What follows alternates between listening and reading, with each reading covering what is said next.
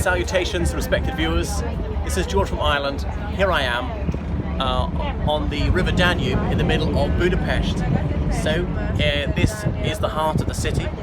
It's a mode of transport as well as everything else. Don't view it as a barrier. There are plenty of bridges across. You can see this green road bridge. There are at least 2 rail bridges, and there are a few metro tunnels underneath. So it's very wide, 800 meters wide at the narrowest point. There are Danube catfish. I don't know if they're in this particular section. There's a bit too much motor oil around, but taking a cruise up and down the Danube is a fantastic way to see the city and a practical means of transport. They often have bars on board, so there are some river buses, and then there's some pleasure cruisers where they'll give you a guided commentary. Those are pricier. There are restaurants that ply the water as well. You can get hotel boats which will go all the way to Switzerland if you want. So you can take a boat all the way to the Black Sea out through Romania if you want. Danube is famous for being the longest river in Western Europe. I say Western Europe to exclude the Volga. So as you'll know, it rises in Germany and it flows out to the Black Sea through Romania, as I pointed out. So we're in the Danube Valley. They often call this area Transdanubia.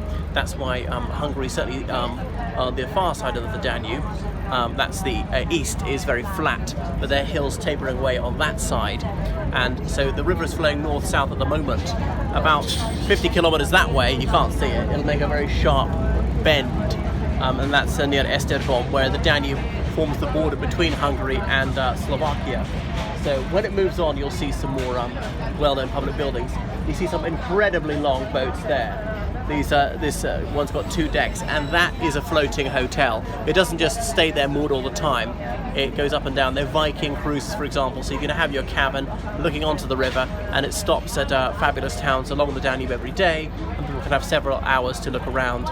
Quite a few restaurants looking onto the river, so it really is a feature of the city. Like Parliament looks onto the river, a bit like the British Parliament, but it's quite different from Vienna, for example, which is also a city bisected by the Danube, and that's not a feature of the city there. So the western bank is Buda, and indeed Óbuda, and the eastern bank behind me is Pest. So if you take one of these river buses, it tends to zigzag from east to west, all the way up to it. There are a couple of large islands in the Danube. One of them is Margaret Island, which is largely pleasure gardens and sports grounds. We're going to come to that in a bit.